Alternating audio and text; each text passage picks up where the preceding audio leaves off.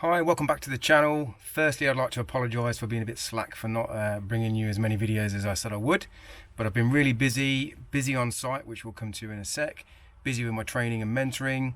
I've got a couple of retreats coming up. I'm also writing a book, so really busy, but let's go and have a catch up of what's been happening on site. So yes, I know it's been a while, I did apologise, but we're back and look at the progress we've made.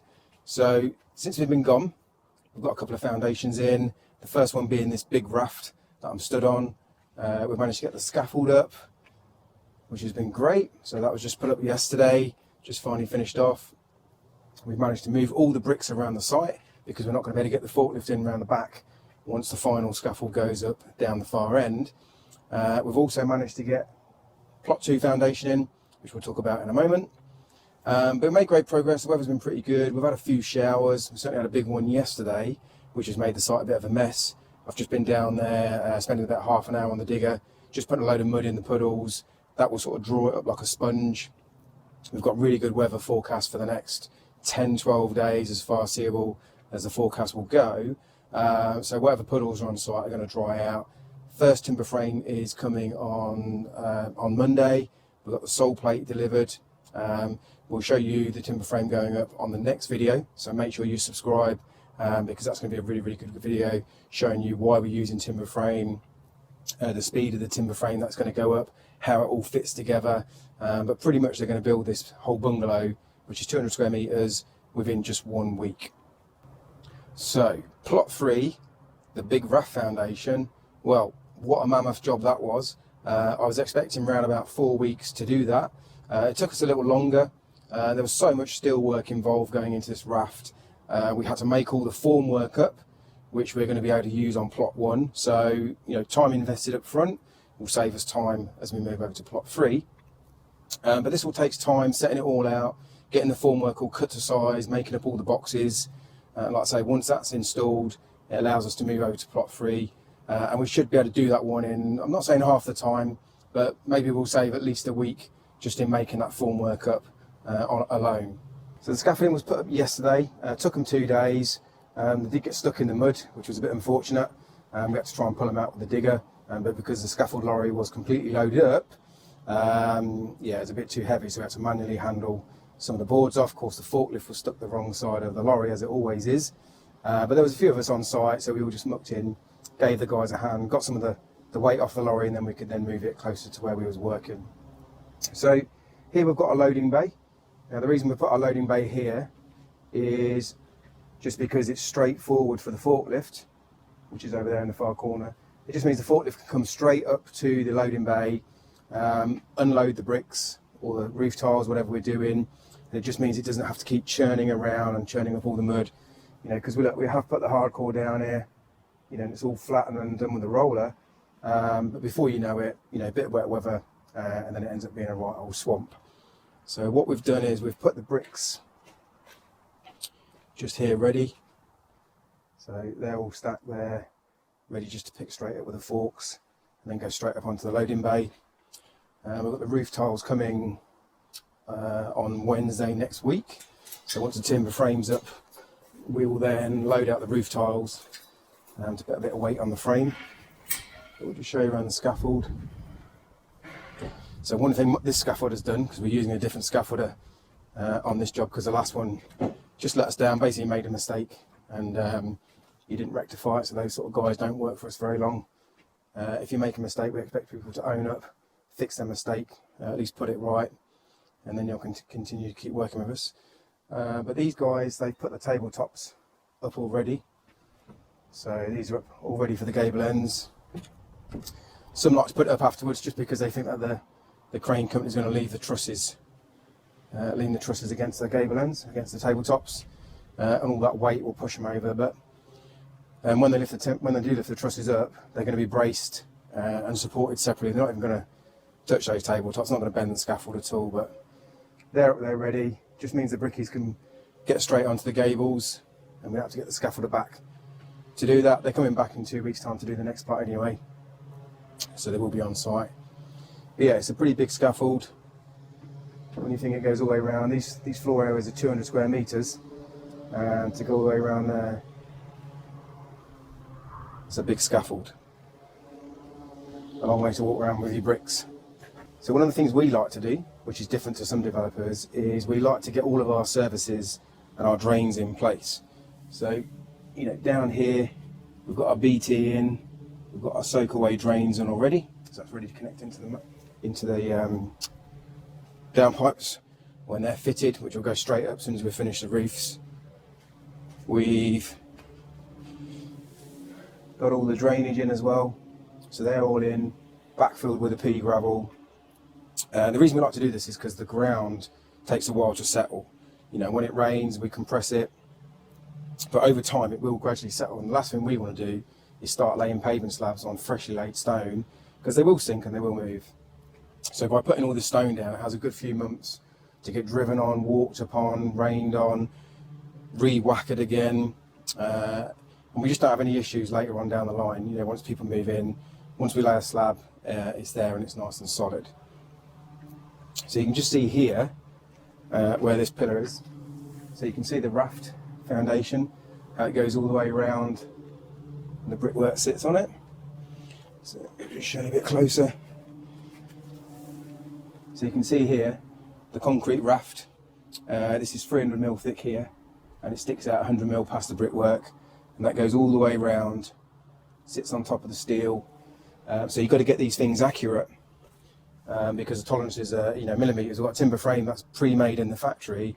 You haven't got any room for error, and we use our setting out engineer to do that with his lasers, just to make sure that everything is millimetre perfect, so that when the frame comes out we don't have any issues. One thing we did decide to do was we've cut this hedge down. So I think in the last video we talked about how we keep it all nice and neat. We decided to cut it right back to the stumps. This just gives it a bit more room down here, because there is a door coming out the back here from the utility door, and we just didn't want to come straight out and all of a sudden you've got, you know, 8-foot conifers in your face. So we've cut these back. It's given us about 6 foot, and then what we'll do is we'll put a new fence all the way down here. So it's going to cost us a little bit more money, but it is going to make the job a lot better for the person who's going to be buying this house. And again, you can see down here, got the manholes in already. They're already in, all the stones down here.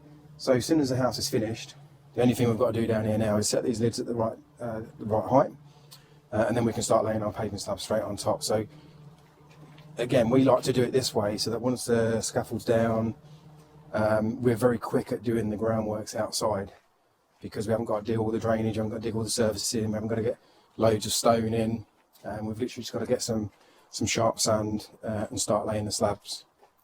And you can see here, again, we've got all the stone down ready for the patio. This is how big it will be. Now, because we've got contaminated soil, or so-called contaminated soil, the geologist said it wasn't contaminated, but anyway, that's a long story. So anyway, we've got to put 300mm of certified topsoil back in here. So you can see down here the ground level is low, but we're going to clean all this out, make sure that we're exactly 300mm or over, and then at the end of the job, once all the muck's away, we'll bring in all the new soil, level all the gardens, because it will have to be tested just to release the final planning permission before we can actually sell these units. So, you know, you can't go cutting corners on this sort of stuff. There will be people that try and get away with it, but you just got to do these things properly. It is what it is. And one thing we did do, which was a big risk, was we raised the floor levels by 250mm. And the reason for that was because, one, my architect had got them a little bit low. He took an average of the site rather than 300mm above all the site, so that meant it was a little bit low. And by lifting out 250mm, it's meant that we've not really had to remove much soil. We've had 6 loads away so far. I think we're going to be lucky if we take away maybe another 6 loads, so probably about £6,000 worth of soil removal, which on the scheme of things could have easily been 100,000 at least. So it saved us quite a lot of money. It saved us a lot of disruption from lorries coming in and out, a lot of mess, a lot of mud on the road, because like I say, we have had a bit of rain. We've got people living there in the road, so you know, we don't want to go upsetting them and making a load of mess. So it's been good, and that was approved Monday last week. So again, we took the risk, we did it, built them up that height. The council, knew about it because obviously we put the scheme in, but they did pass it, no objections. But the last thing you want to do is go building that 250 mil too high, and they say no, that's not happening. That could be an expensive mistake. But I'm quite comfortable with the risks I take. And like I say, now we're making up all this ground. It doesn't look out of place. The fence was already a bit higher anyway in places. So by the time we do it all, it'll all be fine. One of the issues we had this week, we don't really get many issues or problems or challenges and stuff like that. We sort of mitigate that at the beginning. But once again, the Doosan died on us. So it's a brand new piece of equipment. I think it's got 152 hours on it. We've probably done over 100 hours of that at least on that machine. First time the starter motor went, and the second time the DPF went. Now you're supposed to clear the DPF out after so many hours, but just say 5,000 hours. So yeah, it happened unfortunately, which meant that we couldn't use it. Went into limp mode. We had to wait for the engineer to come out. That took 2 days. They did replace it with a Bobcat, so it wasn't sort of left stranded. But it meant they had to clean the DPF out, reboot it. They took the Bobcat away, so they've left us back with it again. So hopefully, third time lucky, it will last the job. So one of the jobs we're going to do after the timber frame is we're going to put all the service duct in. So this one's for the gas. Now they have requested that we do an open lay trench, but again, because we've got people coming in and out the site, we just want to do a duct in. So that's what we're going to do. Normally when the guys turn up, they're not normally that bothered about it. It's the same old thing. The people in the office say one thing, and then the people who actually come out and install the equipment, they're not too bothered. They just want to get on and get the job done and get home or get on to the next job. We've also got our electric ducting over there on plot 2. So that's going to go in. Water pipes are going to go in as well. And then the BT ducting as well. So the BT ducting, we don't pay anything for this.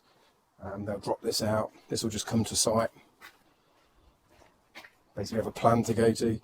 So there's our box. This is what all the 3 houses will come to, and then the main ducting will go back to the road, which is that one there, the 4-inch. And then the houses will go from the 50 mil.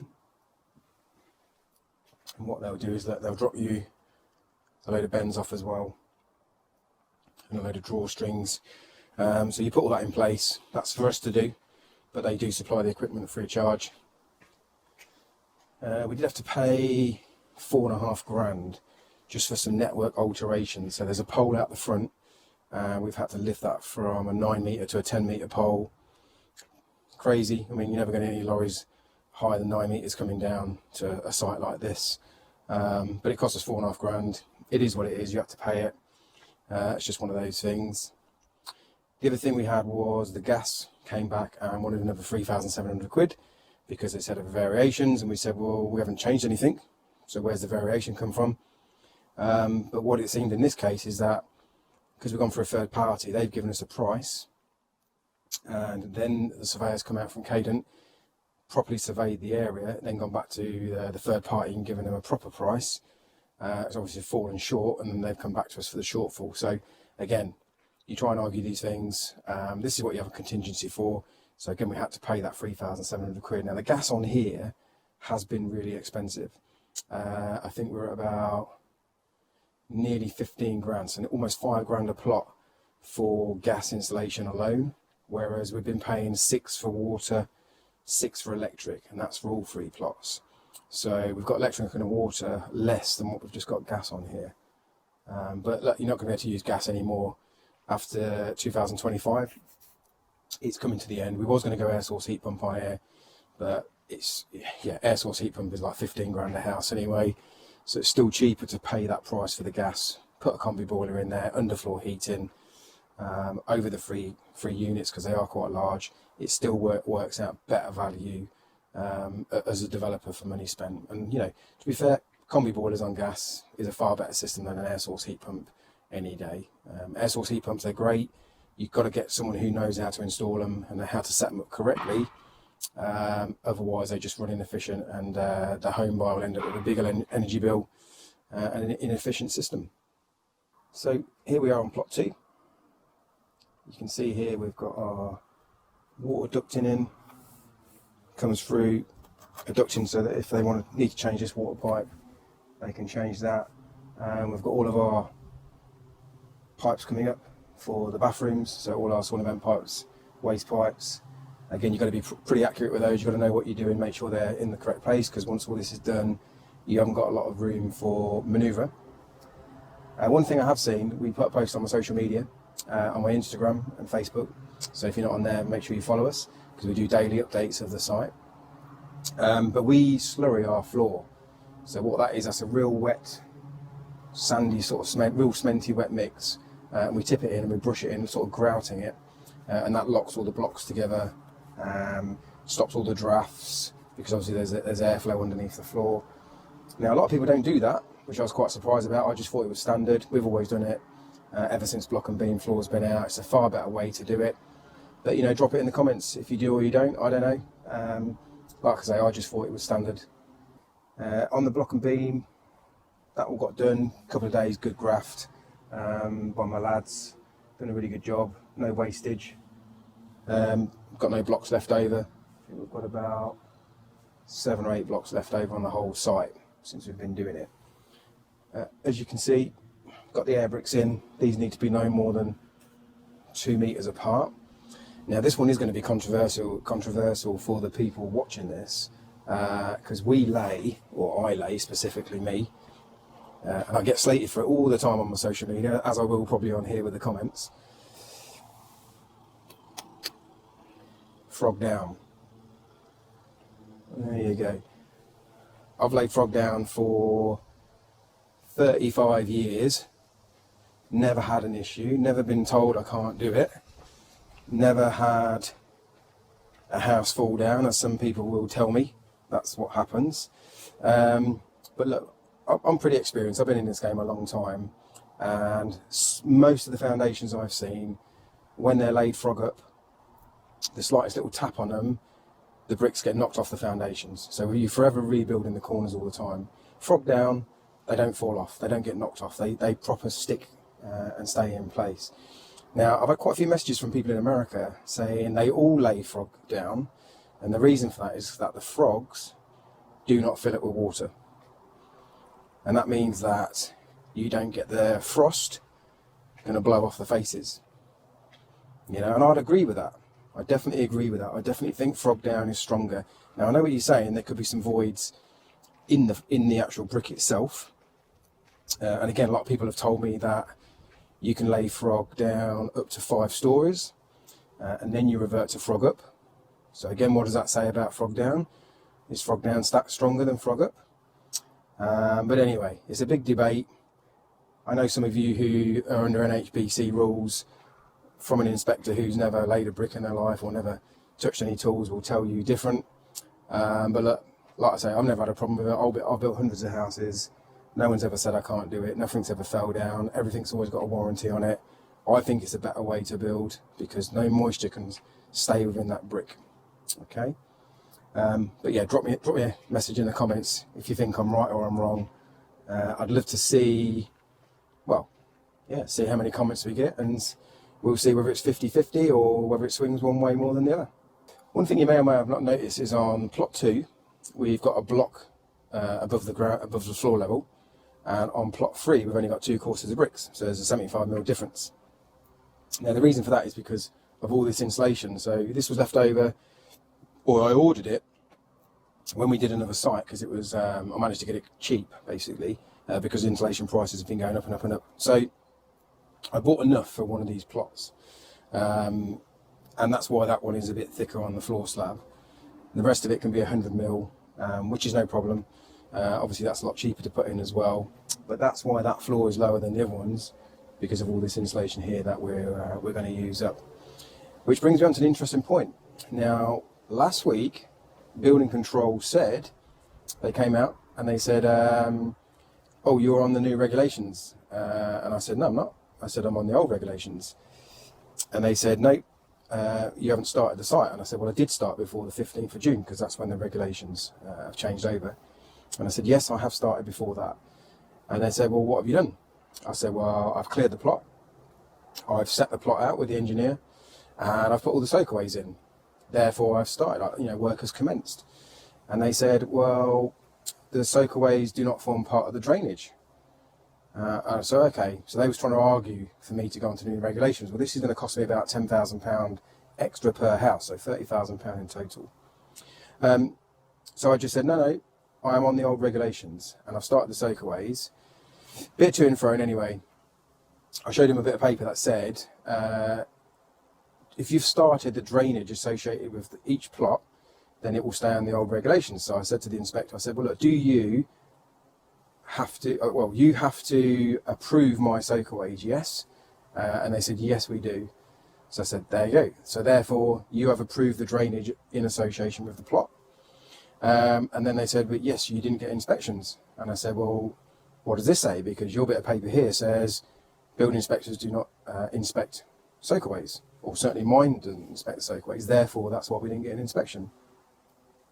Eventually, they have agreed, and let's continue to remain on the old regulations. So it's good. I mean, it's not about proving someone wrong or right, but I knew I was well within my rights, and work had commenced before that date, and we've done drainage in association with each plot, therefore retaining the old building regulations. So save myself a few quid, and we can carry on as normal. So next stage of the work is we're going to clear this side of the plot. So as you can see, it's a bit muddy. We're going to clear this tomorrow while the timber frame's going up. We've got a couple of days just to clear all this plot, then we'll get this one set out, and then we'll show you one of the steel foundations being done from start to finish. So quite a lot of work involved, and again we'll do that in a separate video. Yeah, I hope you've enjoyed this video. It's good to be back. So, like I said, sorry I've been a bit busy, but make sure you subscribe, and I shall bring a new video to you very soon.